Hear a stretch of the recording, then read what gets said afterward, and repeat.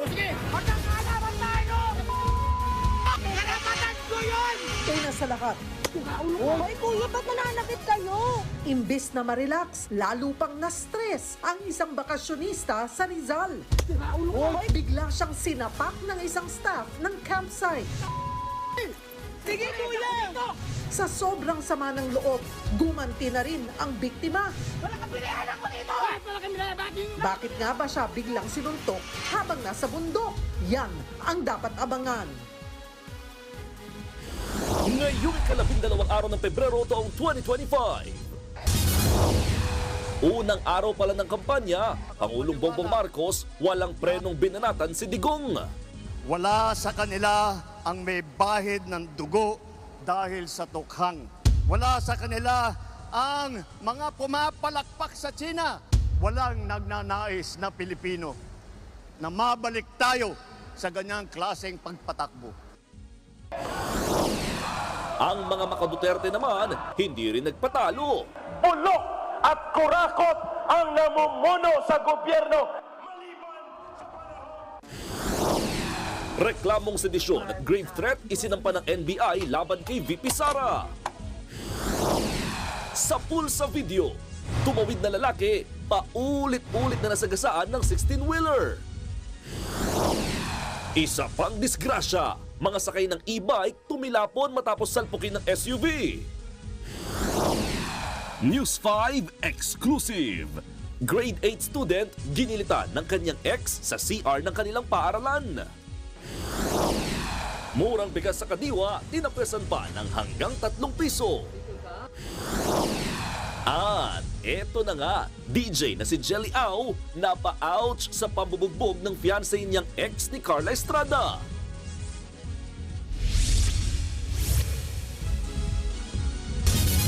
Broken-hearted na nga, abay, sinapak pa sa mukha ang isang bakasyonistang nag-camping lang sa Tanay Rizal. Sa bundok, inilabas ng biktima ang lahat ng kanyang sama ng loob sa kanyang ex.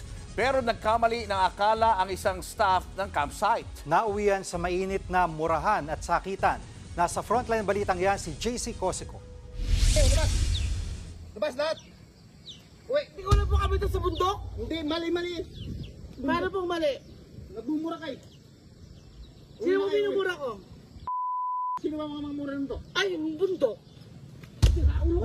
Ang pagga-unwind at pagtatanggal ng stress ng isang camper sa bundok sa Tanay Rizal nauwi sa mas nakaka-stress na pangyayari. Sinapak siya sa muka ng staff ng campsite. Sa lakas, napayuko ang biktima. Kuya, ba't nananakit kayo? Bakit po kayo nananakit? Bakit kayo nagmumura dito? Kuya, gayang po talaga ginagawa nila pag nagkakampi, naglalabas sila ng sama ng loob. Sige! Agad ipinaliwanag ng ibang camper sa nanapak na staff na naglalabas lang sila ng sama ng loob sa bundok. Ang sinapak namang camper nagngit-ngit at gumante ng sapak at tinutuon na ang pagmumura sa staff. Sige, kuya! Malaki pilihan ako ba? Bundok mo ako! O sige! Malaki pilihan ako dito! Bakit malaki pilihan? Bakit yung nagmuli naman ako yung bundok? Bakit minumura mo taga rito? Oh, bakit sinuntok mo ako? Kasi minumura mo taga rito! Wala sa minumura, kuya! Wala sa... Tumindi ang komosyon. Umawat na rin ang iba pang camper hanggang sa lumayo na ang nanapak na staff. Pero nanggagalaiti pa rin sa galit ang biktima. Sinuntok ako! Ano nuntok? Magkakaalaman tayo! Wala kang karapatan saktan ako! Dumating na rin ang isang staff para umawat. Bayad ako dito!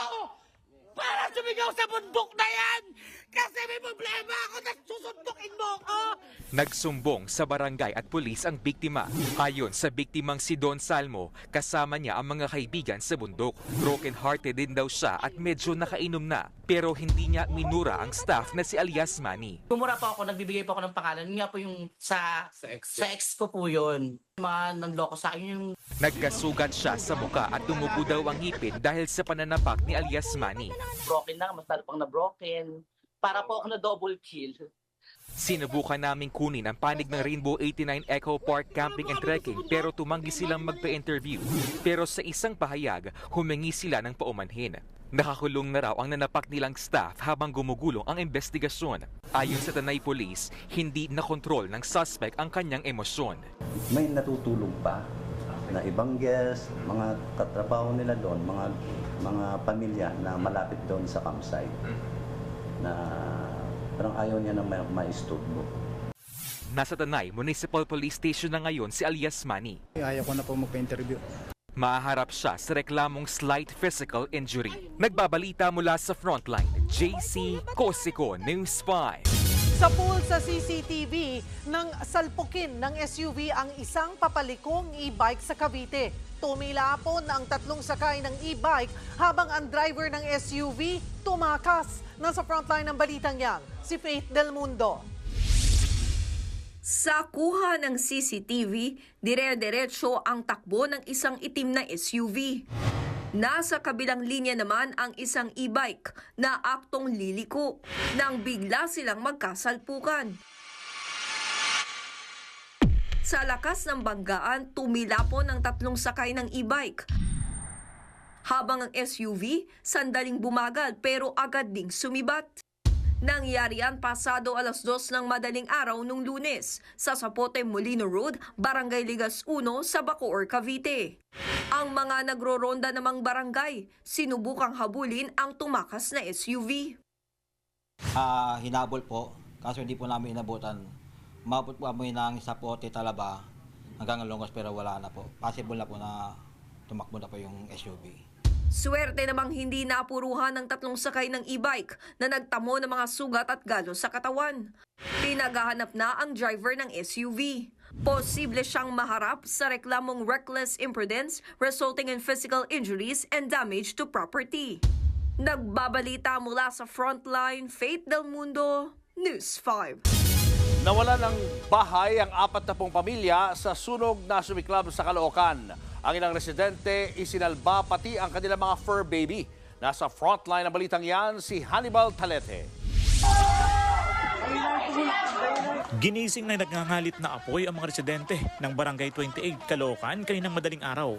Kanya-kanyang bitbit ng naisalbang gamit ang ilang residente. May mga nagbitbit din ng timba at tumulong sa pag-apula ng apoy. Ayon sa mga residente, mabilis ang pagkalat ng apoy lalo't dikit-dikit ang mga bahay.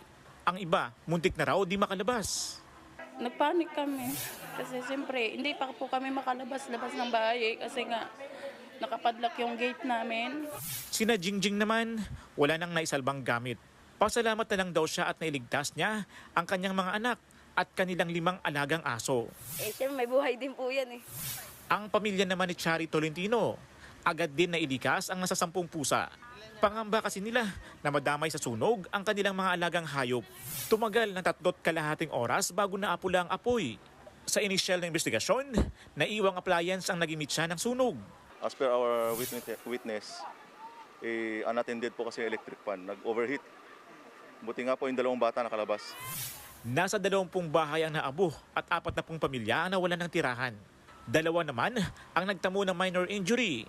Pansamantalang inilikas sa barangay hall at covered court ang mga nasunugan. Nagbabalita mula sa Frontline, Hannibal Talete, News 5. Mahigit 2 dosenang sugatan matapos maaksidente ang isang bus sa Pangasinan kahapon. Kaskasero raw ang driver kaya tumagilid ang bus nang mawalan sila ng preno. Nasa Frontline balitang yan si Mon Gualdes. Marami pong sugatan. Sige po, anos lang po tayo, anos lang ha. Wag magpanik po. Napaiyak na lang sa takot ng babaeng yan matapos tumagilid sa Malasiki, Villases Road sa Barangay Unzad, Villases, Pangasinan ang sinasakyan niyang pampasaherong bus pasado 7:00 ng gabi nitong Martes. Ang ilang pasahero na-trap sa loob ng tumagilid na bus. Kaya napilitang basagin ng mga pulis ang windshield para makalabas lang ang mga sugatang pasahero. Sa investigasyon ng Villases PNP, galing Alaminos ang bus na papunta na sana sa Cubao. Mabilis ang takbo ng bus, kaya tumagilid sila nang mawalan ng kontrol ang driver. According sa driver po sir, is na out of control po sir yung minamaniko niyang bus dahilan po sir sa madulas po yung kalsada dahil po sa malakas po na ulan. Agad isinugod sa ospital ang 22 pasahero, 2 konduktor at mismong driver ng bus. Nakalabas na sila lahat ng ospital at nagkasundong idaan na lang sa areglo ang kaso. Sugatan din ang hindi bababa sa 20 estudyante matapos tumagilid din sa gilid ng highway ang sinasakyan nilang jeep sa Balbalan, Kalinga nitong Martes ng umaga. Ayon sa Balbalan PNP, papunta sanang Tabuk City ang mga bata para mag-training sa sasalian nilang drum and lyre competition. Pero nawalan ng preno ang jeep kaya kumabig ang driver para makaiwas sa bangin. Agad namang rumesponde ang mga otoridad kaya naisugod sa ospital ang mga bata. Nagbabalita mula sa Frontline, Mon Gualvez, News 5.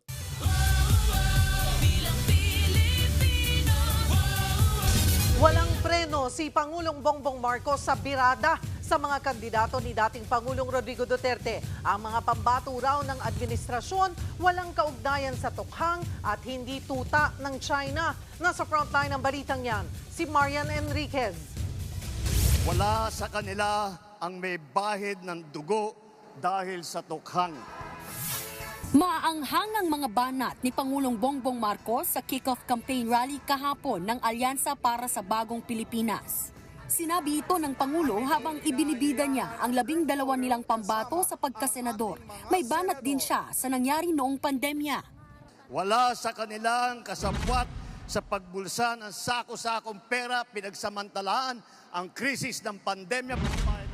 Hirit pa ni PBBM. Wala sa kanila ang mga pumapalakpak sa China at natutuwa pa kapag tayo ay binobomba ng tubig. Tayo ba ay papayag na babalik sa panahon gusto ng kung kailan gusto ng ating mga liderato maging probinsya tayo ng China? Walang nagnanais na Pilipino na mabalik tayo sa ganyang klaseng pagpatakbo.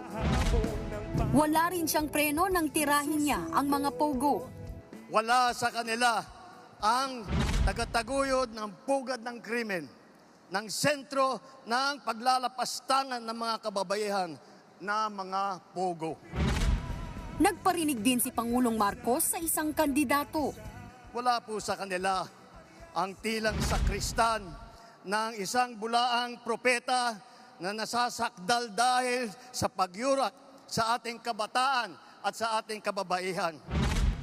Hindi man pinangalanan ng Pangulo pero ayon sa dating Presidential Legal Counsel na si Attorney Salvador Panelo, obvious na pagpapasaring ito sa nakaraang administrasyong Duterte at mga kaalyado nito.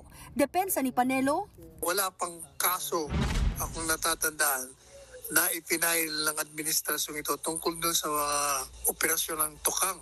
Ang foreign policy naman ni Presidente Duterte nung panahon niya ay may pagkaibigan sa China at dahil nga doon ay walang sigalot. Ngayon lang nagkagulo kasi naaway ng administrasyon ng China.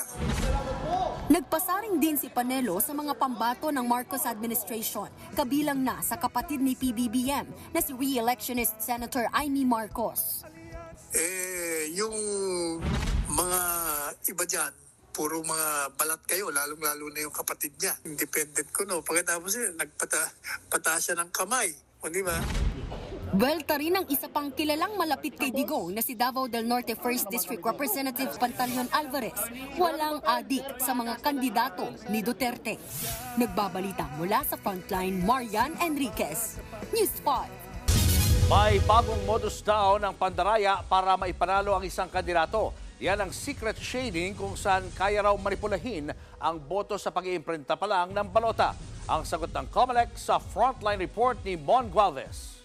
Ay maaaring gamitin laban sa iyo sa lahat. Hindi na raw nagulat ang COMELEC sa mga naaresto ng PNP-CIDG na nagpakilalang mga IT expert ng ahensya para mangikil sa mga kandidato na kung hindi, matatalo raw sila sa Bilang Pilipino 2025. Katunayan, may mga larawan na raw na ibinigay si COMELEC Chairman George Garcia sa mga otoridad ng mga sangkot sa umunoy sindikatong ito.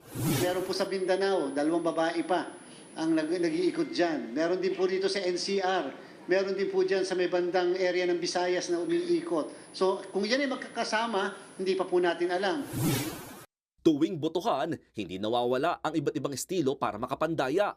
Kabilang dyan ang pagbili ng boto at yung negative voting kung saan hindi na pabobotohin ng isang botante at lalagyan na lang ng indelible ink ang kanyang daliri. Pero dahil sa bago ang automated counting machines na gagamitin, may bagong modus din daw. Mayroong iimprentang balota na may secret shade umano ng kandidatong magbabayad sa kanila. Kapag ang botante ay bumoto sa kalaban, hindi ito mababasa ng machine. Ibig sabihin, hindi mabibilang ang boto. Sinisiguro naman ng COMELEC na imposibleng mangyari yan. Samantala, Formal namang nanumpa kanina ang bagong commissioner ng COMELEC na si dating Region 1 Election Director Attorney Noli Pipo. Sinagot niya ang mga pangambang hindi siya magiging patas, lalo't matagal siya naglingkod sa Ilocos Region na baluarte nang nagtalaga sa kanyang si Pangulong Bongbong Marcos. When we were both in the province, never na narinig ko si Presidente noon na minamanda niya kami. Hindi po sila ganon. Hindi po ganon yung mga Marcoses. I have to be frank on this. Parehong insider o galing mismo sa COMELEC ang dalawang bagong ad interim appointees na personal na kinausap daw ni Chairman Garcia para sa posisyon. Mananatili raw silang impartial hanggang sa sumalang sila sa Commission on Appointments pagbalik ng sesyon ng Kongreso sa Hunyo. Nagbabalita mula sa Frontline, Mon Gualvez, News 5. Pinapiyasan pa ng 3 piso kada kilong presyo ng bigas sa mga Kadiwa store. Kung bakit, alamin sa Frontline Report ni Kari Cator. Mas pinamura pa ang mga ibinibentang Rice for All o RFA sa Kadiwa stores ng Department of Agriculture. Nasa 33 hanggang 43 pesos na lang kada kilo ang presyo depende sa klase. Hanggang 3 piso rin ang ibinaba ng kada variety. Dahil yan sa pagbaba ng presyo ng bigas sa pandaigdigang merkado habang dumami naman ang lokal na supply ngayong panahon ng anihan. Samantala, sa susunod na linggo na inaasahang maro-roll out ang bigas ng National Food Authority. 300,000 metric tons ang inisyal na ilalabas ng NFA kasunod ng idineklarang food security emergency for rice. Nasa 20 lokal na pamahalaan na raw ang nagpakita ng interes na magbenta niyan sa halagang 35 pesos kada kilo. Tuloy-tuloy rin daw ang pakikipag-usap sa mga supermarket para makapagtinda ang mga ito ng NFA rice simula Marso. DA and I are working together regarding this para at least kahit dito sa mga supermarkets, meron din mababang presyong bigas. Ayon pa sa DA, hindi aalisin ang food security emergency for rice hanggat hindi bumababa ang presyo ng imported na premium na bigas sa hanggang 45 pesos. Dapat bumaba siya to 42 to 45 level. That's one trigger para mahinto na to. But the other more pressing problem for the DA is yung NFA warehouses talaga natin is sobrang puno. Kaya kailangan ma-clear out ito. Sa ibang bilihin naman, umaabot pa rin ng 420 pesos kada kilo ang karning baboy sa Commonwealth Market sa Quezon City. Sabi ng mga nagtitinda, ilan daw sa mga dahilan ang presyo ng farm gate price na ngayon ay 260 pesos pataas na. Masyadong mahal yan ayon sa DA. Ang dapat daw nasa 180 hanggang 220 pesos lang kada kilo. Malaki rin umano ang ipinapatong ng mga ahente, middleman at ibang stakeholder bago makarating ang karning baboy sa palengke. Sana ma-aksyonan naman nila, nababaan naman kasi hindi na namin kaya eh. Ang laki na po nalulugi namin mga biyahero. Iniimbestigahan na raw yan ng DA. Sa Marso, posibleng ipatupad ang Maximum Suggested Retail Price o MSRP sa karning baboy. Nagbabalita mula sa Frontline, Kari Cator, News 5. Showbiz, eto na nga! Mga kapatid, eto na nga ang mga umaarangkadang showbiz balita ngayong Miyerkules. Umpisa na ng kantawanan sa March 1 dahil ang OG videoke ng bayan na Sing Galing mapapanood na natin mga kaawit bahay. Heto na nga ang magpapabago ng inyong Sabado, ang comeback ng Sing Masters na sina Randy Santiago, Kay Brosas at Donita Knows. Kasama syempre ang mga bigating jukebox. Pero hindi pa po tapos ang sorpresa dahil may isa pa. Isa pang legend ang makakasama sa comeback ng Sing Galing. Kung sino po yan, abangan natin. Comeback is real din para sa original artista search ng Kapatid Network, ang Artista Academy. To be hosted yan ni Julia Barreto. Sa mga gustong makasama dyan, abangan ang online at on-ground auditions. Ito pa po ang isang bagong kinakikiligan. Sina Kiko Estrada at Miles Ocampo. May chemistry daw. Request nga po ng fans pagsamahin ng Kimi sa upcoming project ni Kiko sa TV5. Nasa frontline ng balitang yan, si MJ Marfori. It's action domination. At lalong tumitindi ang mga bakbakan ng TV5 at Viva produced serye na Lumuhod Ka sa Lupa. Kung sa eksenang ito, galit-galit ang cast sa bakbakan. Kabaliktaran niya ng closeness nila sa set. Kwento ng action hero ng TV5 na si Kiko Estrada. Nakakatulong ang magandang samahan nila para i-level up ang kanilang acting. Ganado ang cast lalo't anniversary na ng serye sa April. Very fulfilling to be with the people that I'm with now, like for a year plus. Sobrang nakakataba ng puso and parang na kaming pamilya sa set. And I just wish that, you know, na forever na kami magkasama kasi we build a cohesive family. Maging ang ex nga ni Kiko na si Heaven Peralejo. Welcome niya on set kasama ang special someone itong si Marco Gallo. And yeah, I wish them the best. Everyone, that's very, you know, they're very nice. Wow, yan ang maturity.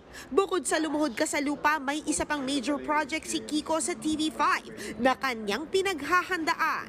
Hirit ng fans. Sana si Miles Ocampo naman ang makasama niya. Matatanda ang trending online ng Team Kimmy o Kiko Miles matapos ang undeniable chemistry nila sa guesting ng aktor sa Eat Bulaga. Ang say lang dito ni Kiko. For the fans, I wish they get what they want. So for me too, I want to see what Miles brings to the table. Panoorin ang Lumuhod Ka sa Lupa sa bago nitong time slot, weekdays, 7:15 p.m. pagkatapos ng Frontline Pilipinas. Nagbabalita mula sa Frontline, MJ Marfori, News 5. Susunod, DJ at influencer na si Jelly Au basag ang mukha matapos umanong bugbugin ng kanyang fiancé. Sa pulsa video, lalaking tumawid sa kalsada na hit and run at ilang beses pang nagulungan ng truck. Ang snatcher namang yan nakipagabulan sa gitna ng traffic.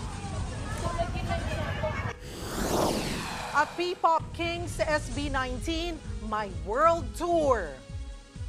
Abangan ang lahat ng yan sa pagbabalik ng Frontline Pilipinas.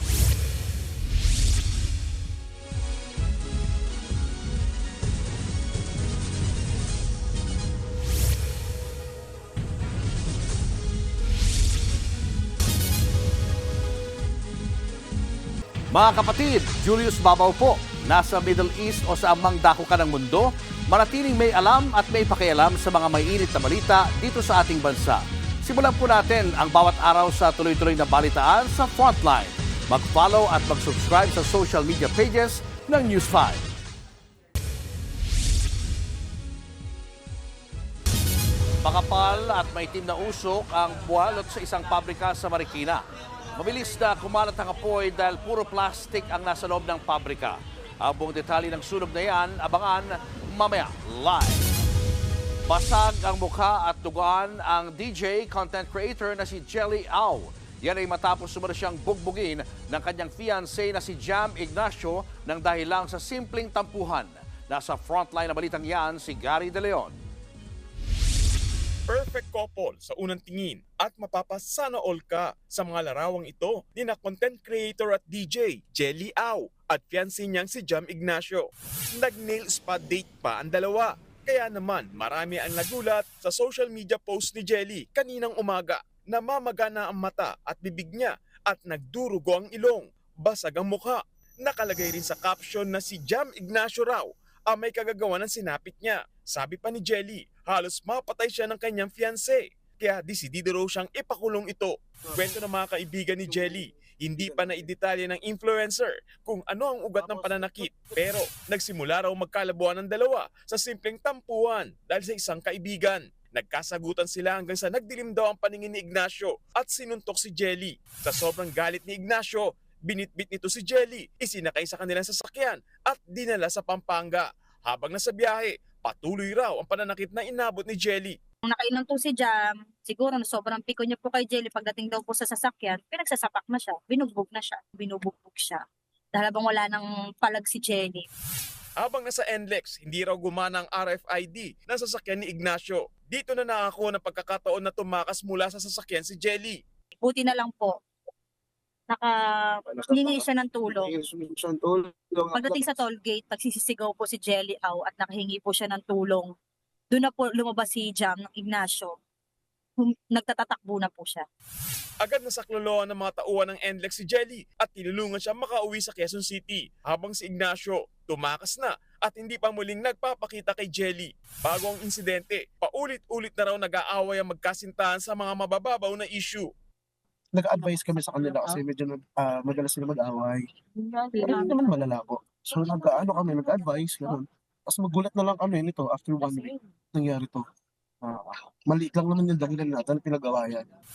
Nakipag-ugnayan na sa mga pulis si Jelly. Sinisikap ng News 5 na makuha ang panig ni Ignacio pero wala siyang tugon sa aming mga mensahe. Nagbabalita mula sa Frontline, Gary De Leon, News 5. Nabangga na ng sasakyan, nagulungan pa ng truck. Ganyan ang doble disgrasyang inabot ng lalaking tumawid lang para bumili ng pandesal sa Antipolo. Dead on the spot ang biktima. Nasa Frontline balitang yan si Nina Ompauco.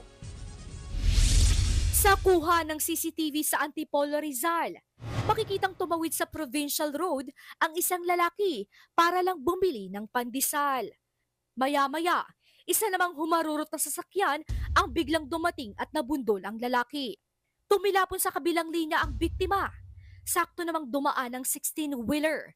Ilang beses nagulungan ang biktima. Dead on the spot ang 35 years old na si Renato Lauang. Tumakas ang driver na unang nakabangga sa biktima. Habang sumuko naman ang driver ng 16-wheeler, pero pinalaya rin siya matapos makipag-areglo sa pamilya ng nasawi. Napatunayan din daw sa CCTV na mahirap na talagang maiwasan pa ng truck ang biktima. Ang tawag natin dyan is yung doctrine of last clear chance. May tinatawag tayo na blind spot kung saan pag ikaw ay isang driver, mayroong anggulo na hindi mo makikita. Nangako ang truck driver na sasagutin ang gastusin sa pagpapalibing kay Lauang. Naghihinagpis naman ang nauli ng misis ng biktima na buntis pa naman. Sana raw sumuko na ang driver na naunang nakabangga. Ang sakit. Anak pa ako. Paano na yung gastusin? Sana yung nakabangga sa asawa ko magpakita na. Biglaan din po yung nangyari kasi kagabi kasama pa namin siya. Ngayon nakataon na siya. Hinahanap na rin ng Antipolo Police ang nang hit and run na driver. Maharap siya sa reklamong reckless imprudence resulting in homicide. Nagbabalita mula sa Frontline, Nina Ompauco, News 5. Sa pool sa video, ang paghabol ng isang motorista sa snatcher na nagnakaw ng mamahaling kwintas sa Cebu City. Ang suspect, walang kawala sa mga pulis. Nasa frontline ng balitang yan, si John Aroa. Kuha sa videong yan ang habulan ng dalawang lalaki sa gitna ng traffic sa barangay Dalamban, Cebu City kahapon. Habal-habal driver ang humahabol at ang hinahabol niya, snatcher pala. Sa pagmamadaling makatakas, natabig pa ng snatcher ang dalang bigas ng isang pedestrian, kaya nagkalat ito sa kalsada. Hindi nakalayo ang snatcher na agad na aresto ng mga pulis. Pati ang kasabwat niya, arestado rin. Ayon sa pulisya, kakasampa lang sa Cebu nitong Lunes ng dalawang sospek na taga Zamboanga talaga. Nakuha sa kanila ang ninakaw na mamahaling kwintas. May baril, bala at patalim din ang mga sospek. Ang kanilang nabiktima, ang mag-asawang ito na nasa lugar para magpa-check up. Eksklusibo namin silang nakapanayam. Akala ko, customer. Tukbo yung asawa ko. Sinundan ang sisigaw na snatcher, snatcher. So yung ibang mga driver, yung isang hapal-hapal, black nila. Nahulog siya, nakatama pa ng tao. Nagkakahalaga ng 120,000 pesos ang kwintas. Naibalik ito sa kanila pero wala na raw ang pendant na aabot sa 80,000 pesos ang halaga. Noong una, todo tanggi sa pagnanakaw ang mga nahuling sospek. Napagkamalan lang daw sila. Pero kalaunan, inamin nila ito at humingi ng tawad sa mga biktima. Nakakulong na ang mga sospek. Mahaharap sila sa patong-patong na kaso. Nagbabalita mula sa Frontline, John Aroa, News 5. Mahigit 100 truck ng bumbero ang rumesponde sa nasunog kaninang pabrika sa Marikina. At live mula sa Marikina, nasa Frontline ang balitang yan si Ian Suyu. Ian, gano'n na katagal ang inabot ng sunog dyan?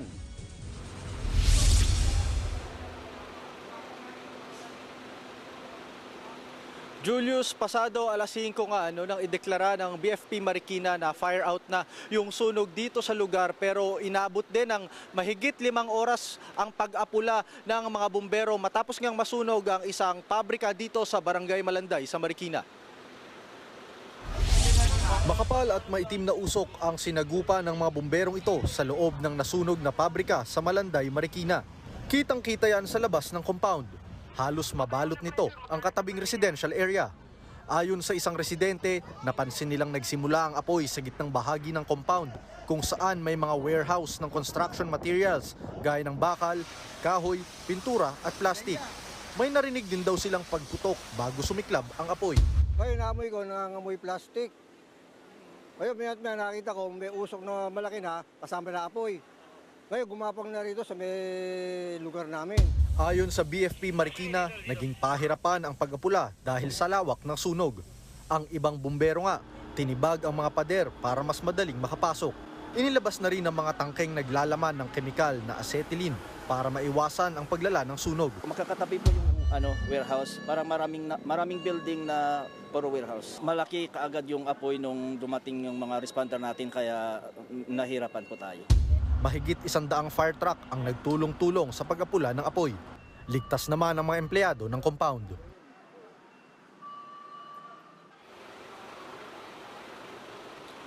Julius, ngayon nga, bagamat na ideklara ng fire out, ay patuloy pa rin naman yung ginagawang mapping ng arson officer ng Marikina BFP. Yan ay para alamin kung saang bahagi ba talaga ng warehouse nagsimula yung sunog. At ayon din kanina sa mga bumbero, mahigit 80% daw ng kabuang lugar ng warehouse ang tinupok ng apoy. At yan ang latest mula dito sa Marikina City. Julius. Maraming salamat, Ian Suyo. Samantala, binawi na ng Land Transportation Office ang lisensya ng nakaligtas na rider na nag-viral na Superman stunt sa Marilake Highway sa Rizal. Nirevoke ng LTO ang driver's license ng rider na si Rico Ahmad Buyawan matapos siya maaksidente habang gumagawa ng stunt kung saan nadamay at nasawi ang isa pang motovlogger na si John Louis Arguelles at nasugatan ng 6 na iba pa sa Tanay Rizal noong 8 ng Enero. Ayon sa LTO, malinaw na may kapabayaan si Buyawan sa nangyari. Hindi na raw siya karapat-dapat na payagang magmaneho ng motorsiklo. Arestado sa magkahiwalay na operasyon ang 3 suspect na nagbebenta ng mga peking government ID online. Pangamba ng mga otoridad, posibleng nagagamit ang mga ito sa online scam. Nasa frontline ng balitang yan, si Brian Castillo. Hindi na nakaporma ang 19 anyos na babaeng ito nang damputin ng mga pulis dahil sa pagbebenta ng mga peking PhilHealth ID sa labas ng isang mall sa Novaliches, Quezon City. Modus ng suspect na mag-alok ng peking ID online. Pero wala siyang kamalay-malay na mga tauhan na pala ng PNP Anti-Cybercrime Group ang kanyang katransaksyon. Binitbit sa headquarters ng PNP ACG sa Campo Crame ang suspect. Nagbebenta daw po kayo ng fake IDs? Wala po nabenta. Sa hiwalay na operasyon naman sa Kawakawa, Zamboanga City, arestado rin ang magnobyang ito na nagbebenta rin ng mga peking government ID sa Facebook. Nabisto ang modus nila sa ginawang cyber patrolling ng PNP ACG. Ayon sa mga operatiba, naglalaro sa 180 hanggang 600 pesos ang sinisingil ng mga suspect sa peking ID. Meron po silang sariling mga gamit sa pagprenta nito. Sila din po yung nagta-type and nagpiprint. Depende po sa ID na gustong orderin or bilhin ng mga gustong bumili. Nakuha mula sa mga suspect ang ilang peking PhilHealth at TIN IDs na sa unang tingin ay mukha namang legit. Pero ang lahat ng yan ay invalid o walang visa kapag gagamitin na sa iba't ibang government transactions. May mga kababayan po tayong bumibili ng ganitong ID since po hindi na po sila kailangan magpumila doon sa mismong mga agency offices and also po mas mabilis po yung transaction pag sa online. Nangangamba ang PNP sa pagkalat ng mga peking ID na pwedeng magamit sa iba't ibang krimen gaya ng online scams. Mahaharap ang lahat ng suspect sa reklamong falsification by private individuals at use of falsified documents. Nagbabalita mula sa frontline. Brian Castillo, News 5. Pinakakasuhan ng National Bureau of Investigation si Vice President Sara Duterte ng grave threats at inciting to sedition. Kaugnayan ng pagbabanta umano ng bise sa buhay ni Pangulong Bongbong Marcos. Nasa frontline ng balitang yan, si Elaine Fulencio. As expected, ito ang maikling sagot ni Vice President Sara Duterte sa rekomendasyon ng National Bureau of Investigation o NBI sa Department of Justice na kasuhan siya ng grave threats at inciting to sedition.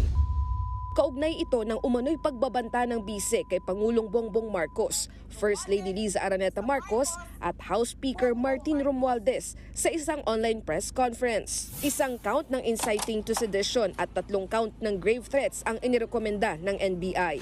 Yung pagkaka-threaten niya sa Pangulo, no, na-incite yung kanyang mga followers, so we take that seriously. Matatanda ang naglabas noon ng subpoena ng NBI kay VP Sara. Pero 2 beses itong hindi sinipot ng bise. Bagamat tiwala ang NBI na malakas ang mga hawak nilang ebidensya. Nasa DOJ pa rin daw ang bola kung magsasampa ng mga kaso o hindi.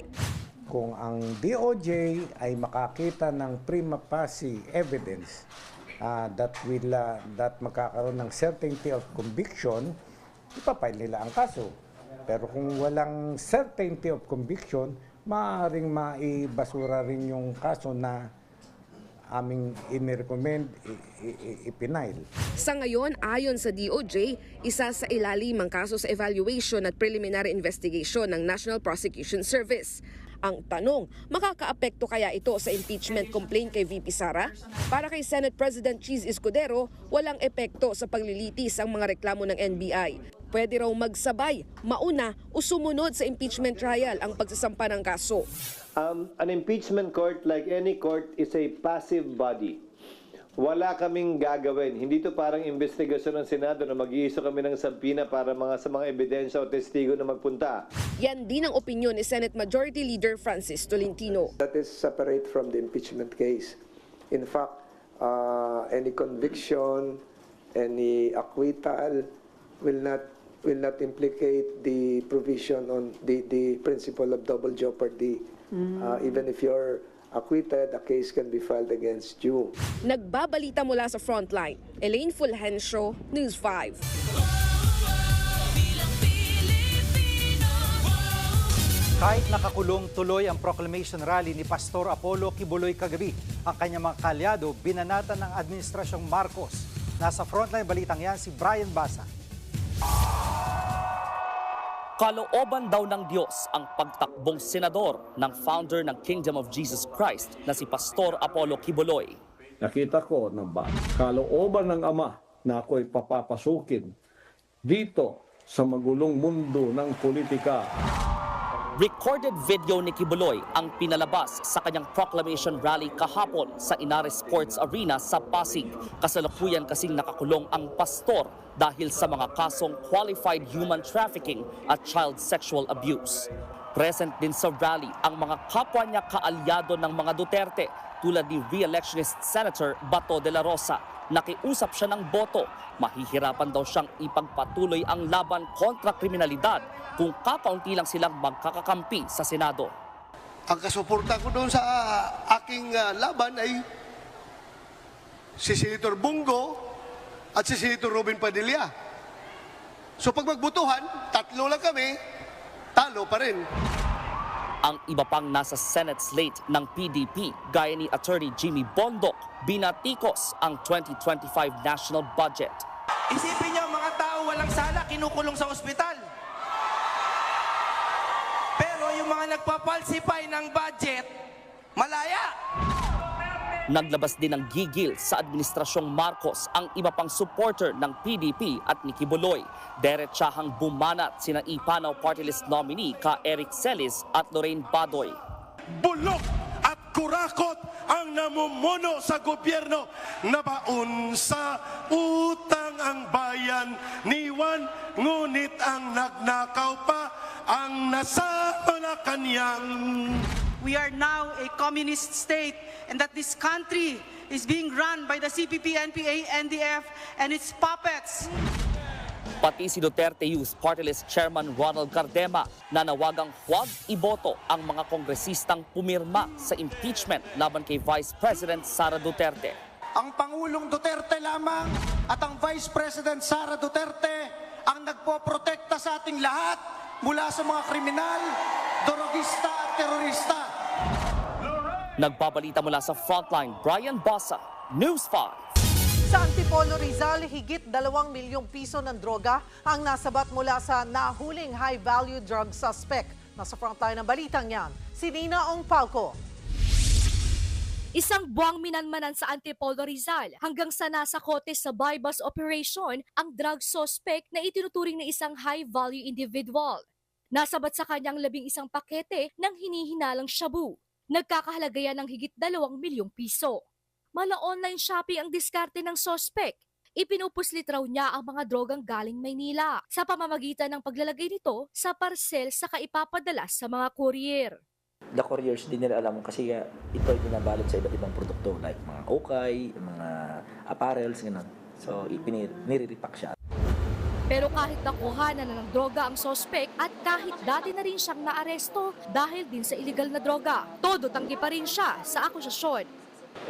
Wala naman po akong alam sa ganyan. Nagulat na lang po ako. Natutulog po ako nung pinasok nila yung bahay. Gumagamit lang po kasi ako nun. Pero ngayon, hinigilan ko na po yun.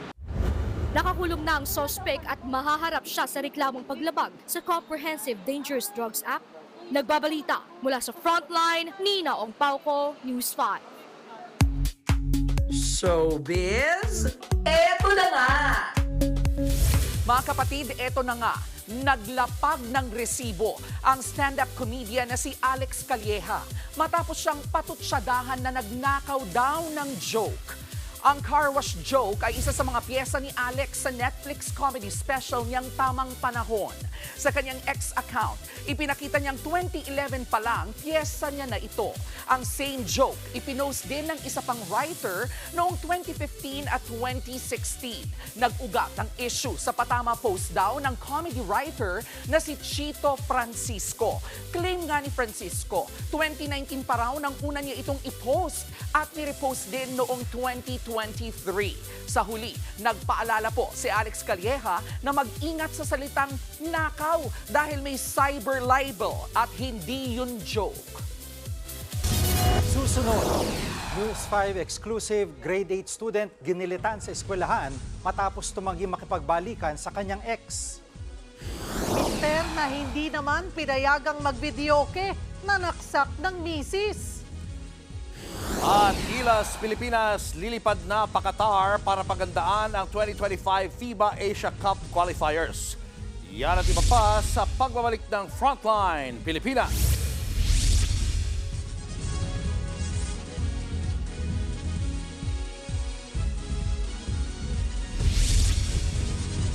Mga kapatid, Julius Babaw po, nasa Middle East o saan mang dako ka ng mundo, manatiling may alam at may pakialam sa mga mainit na balita dito sa ating bansa. Simulan po natin ang bawat araw sa tuloy-tuloy na balitaan sa Frontline. Mag-follow at mag-subscribe sa social media pages ng News 5.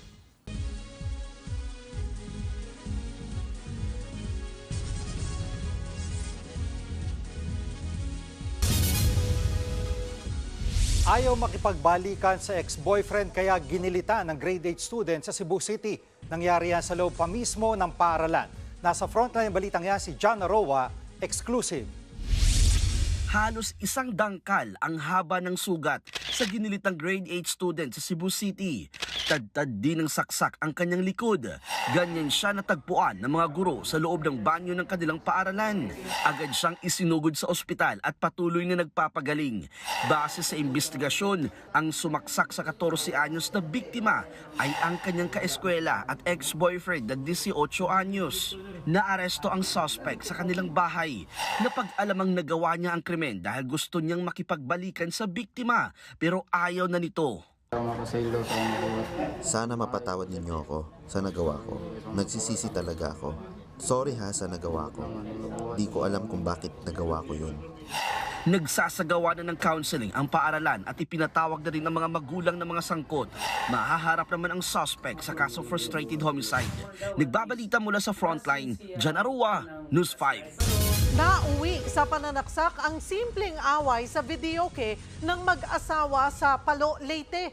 Sa investigasyon ng mga pulis, umuwi sa bahay ang suspect na si alias Lando para sana mag-videoke. Pero hindi siya pinayagan ng kanyang misis na si alias Nika. Nagtalo ang dalawa hanggang sa kumuha ng kutsilyo si Lando at tinangkang saksakin ang kanyang misis. 3 beses niyang tinangkang undayan ng saksak ang misis kaya natamaan ito sa dibdib. Sugatan ng biktima na nagpapagaling na ngayon sa ospital. Nahuli naman kalauna ng suspect pero wala pang balak magsampa ng kaso ang kanyang asawa.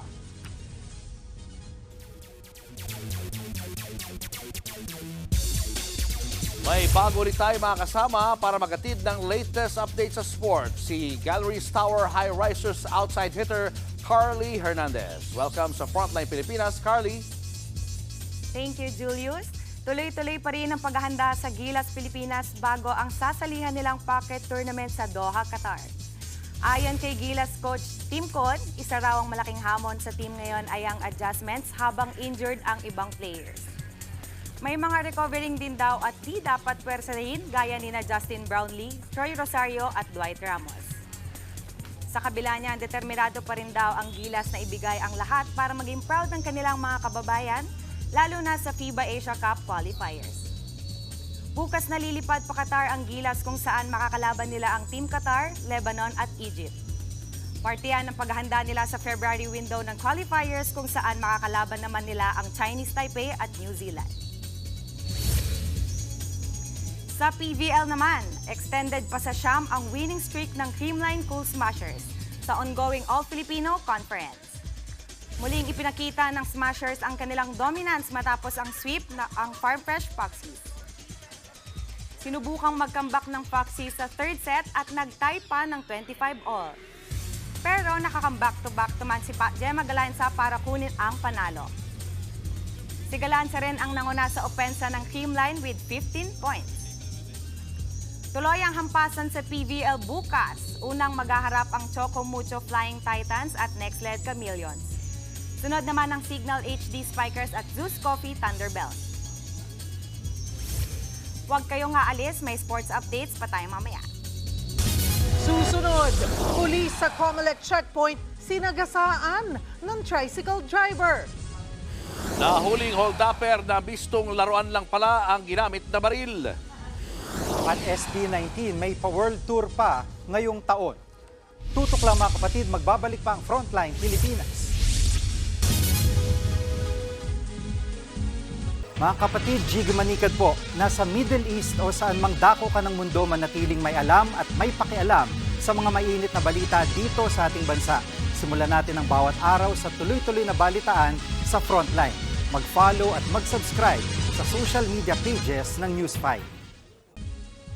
Kalaboso ang isang tricycle driver matapos managasa ng isang pulis sa Comelec checkpoint sa San Marcelino, Zambales.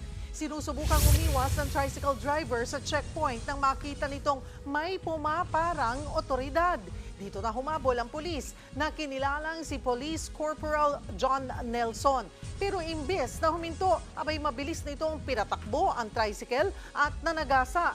Nagtamo ng pilay sa kanang binti ang pulis. Nasa kustodiya na ng Zambales PNP ang suspect at nahaharap sa kasong frustrated homicide at disobedience to lawful orders. Nanawagan naman ang pulisya sa publiko na makiisa sa ipinatutupad na checkpoint operations para sa nalalapit na eleksyon.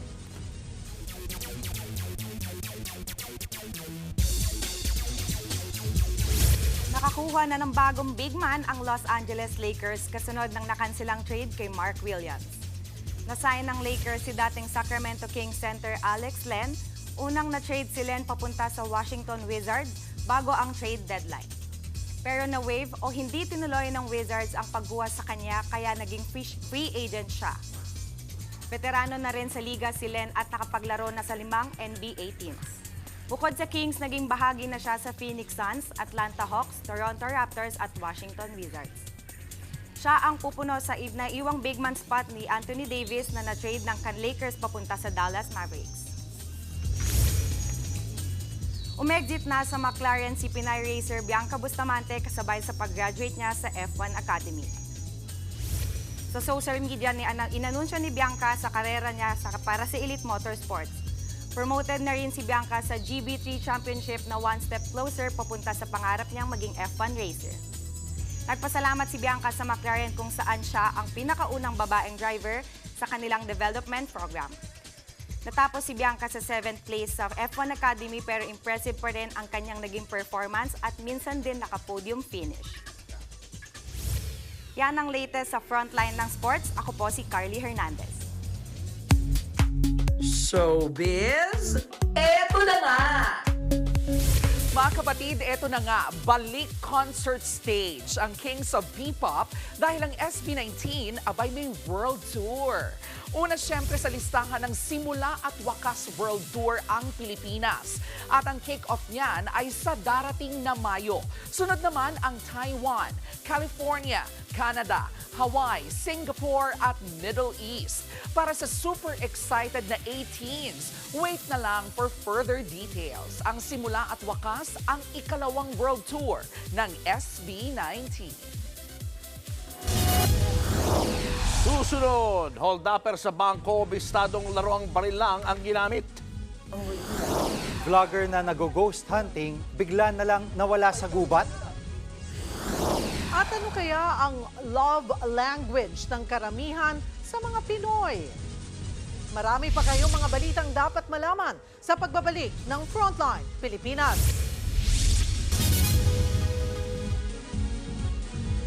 Mga kapatid, Jiggy Manikad po, nasa Middle East o saan mang dako ka ng mundo, manatiling may alam at may pakialam sa mga mainit na balita dito sa ating bansa. Simulan natin ang bawat araw sa tuloy-tuloy na balitaan sa Frontline. Mag-follow at mag-subscribe sa social media pages ng News 5. Nang hold up ng bangko ang isang lalaki sa South Korea. Pero ang gamit niyang baril, laruan lang pala. Nakasilid sa itim na plastic ang baril nang pasukin ng suspect ang bangko. Pero pinagtulungan siya ng mga empleyado kaya siya na-corner. Nagaw sa kanya ang plastic na may baril. Nang buksan yan, dinosaur gun lang pala ang bumungad. Naaresto ang suspect at base sa report, 2 minuto lang ang tinagal ng tangkanyang pang-hold up. Gipit lang daw ang suspect kaya niya nagawa ang krimen.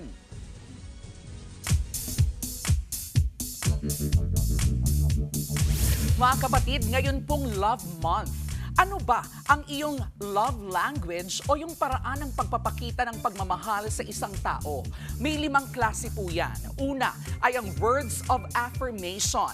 Ito po yung pagiging vocal sa iyong nararamdaman, gaya ng hayagang pagsasabi ng I love you. Ayon nga po sa survey ng Social Weather Stations o SWS, 51% ng mga Pilipino, ito raw ay ang kanilang love language. Same level po yan ng quality time. Ito naman yung kapag kasama natin ang ating partner o loved one, sila lang ang focus natin. 51% din ng Pinoy ang pumili sa love language na ito. 29% naman ng Pinoy, physical touch ang love language. Ito naman, yung gusto nating lagi nating ka-holding hands o kayakap ang ating minamahal. Sunod naman, ang receiving of gifts. Ito yung ramdam natin ang pagmamahal sa atin kapag binibigyan tayo ng regalong pinag-iisipan. 33% ng Pinoy, ganyan po ang love language. At ang top choice ng 67% ng mga Pilipino, ang acts of service. Ito naman yung pagsisilbi o pagtulong natin sa ating mga mahal sa buhay. Pero alam nyo ba na may bago pong love language na napauso ang mga millennial at Gen Z? Yan po ang shared travel experiences. Ano pa man ang love language natin ang mahalaga? Palagi po natin yang maipadama sa ating mga minamahal, Valentine's Day man o hindi. Dahil gaya po ng mga ganitong K-alaman, ang magmahal at mahalin ay isa pong K-yamanan. K-okay. Susunod, Malaysian vlogger naglahong parang bula habang nag-ghost hunting. Tuloy-tuloy pa makabulo ang balitaan sa pagbabalik ng Frontline Pilipinas.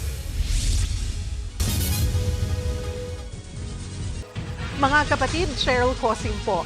Nasa Estados Unidos, Canada o saan man dako ka ng mundo, manatiling may alam at may pakialam sa mga maiinit na balita dito sa ating bansa. Simulan natin ang bawat araw sa tuloy-tuloy na balitaan sa Frontline. Mag-follow at mag-subscribe sa social media pages ng News 5.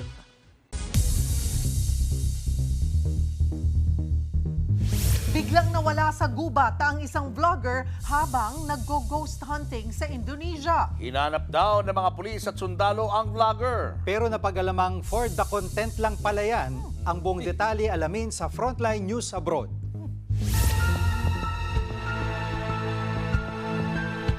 Ito ang umano'y nakakakilabot na gubat sa Kota Bandung, Indonesia.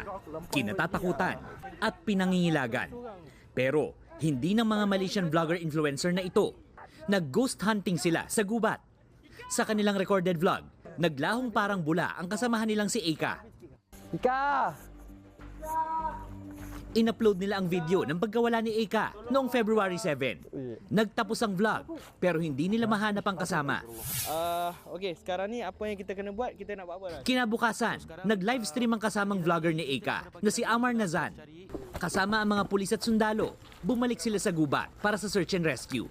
2 araw nilang hinanap si Eka hanggang sa natagpuan siyang umiiyak at hinang-hina. Mana? Dia buat apa sini? Ada air tak? La ilaha illallah. Hindi rin siya makapagsalita. Napapanood pa rin ng live sa TikTok at YouTube. Pero merong napansin ng netizens. 48 hours na wala si Eka. Pero malinis pa rin daw ang kanyang puting jacket. Walang dumi ang sapatos. At pak na pak pa rin ang makeup. Duda ng mga nakapanood. Baka naman scripted yan for the content. Itinanggi naman niya ni Amar na ospital pa nga raw si Eka. Pero sa pag-iimbestiga ng Indonesian police, nabistong it's a prank lang pala ang lahat. Umamin din ang mga vlogger at nagsorry, kaya hindi na sila sinampahan pa ng kaso. Hanggang ngayon, napapanood pa rin online ang mga vlog ng Peking ghost hunting at patuloy pa rin pinagkakakitaan ng mga vlogger. Nagbabalita mula sa Frontline, Gerard de la Peña, News 5. It's a prank. Parang hindi prank eh. Iba Parang tawag doon eh, no?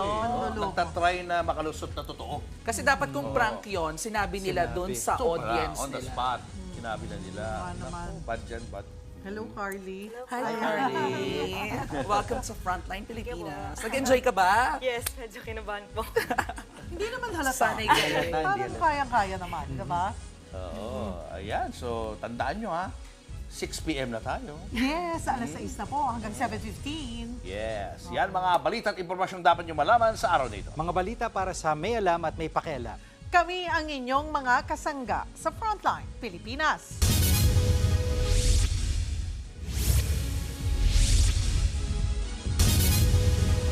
Mga kapatid, Cheryl Cosing po.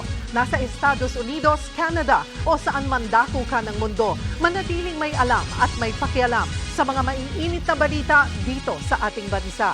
Simulan natin ang bawat araw sa tuloy-tuloy na balitaan sa Frontline. Mag-follow at mag-subscribe sa social media pages ng News 5.